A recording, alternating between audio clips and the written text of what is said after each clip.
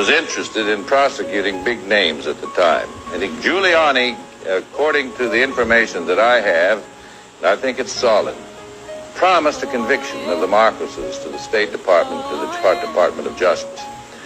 But more than that, there was evidence in the case that the Philippine government under Aquino wanted to gather up all of this evidence or gather up all of this property that they believed belonged to the Philippine government and that Marcos had.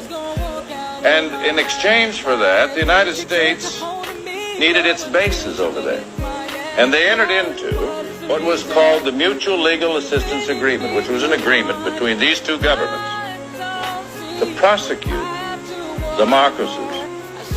And when Mr. Marcos died, they continued to prosecute this widow. Let me ask you a couple of legal questions to one of the best legal minds in America. Is it tough to try a case when there are two defendants and two different lawyers? Yes, it's very tough. But in this case, we had Adnan Khashoggi's interests were quite similar to ours. The truth was the same. There wasn't the defenses weren't in conflict, and Mr. Khashoggi was represented by a very fine lawyer by the name of James Lynn. How long was the jury out?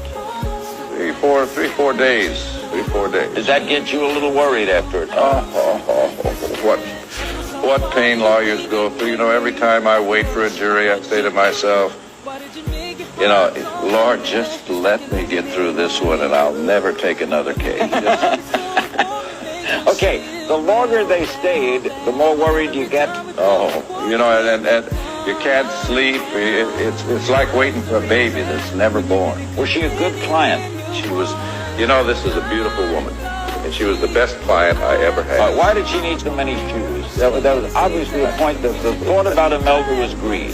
Well, you know, that the thing that they never really understood about Imelda was that she really wasn't a greedy woman. She was very loved, and she is loved, and she's loved by the masses of people in the Philippines. And the people here, everybody that touched her, saw her, fell in love with her. She is an absolutely marvelous, wonderful human being. She was gifted. You know, she didn't go out and buy this stuff. People gave it to her. Her husband gave it to her.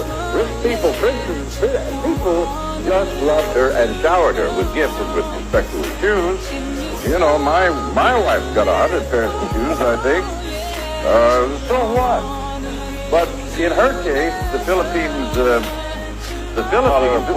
manufacture shoes, and everybody that manufactured shoes had a new model pair of shoes, wanted to have her have those shoes, wanted her to wear them. And if you go back and check her closet out, you'll find that most of them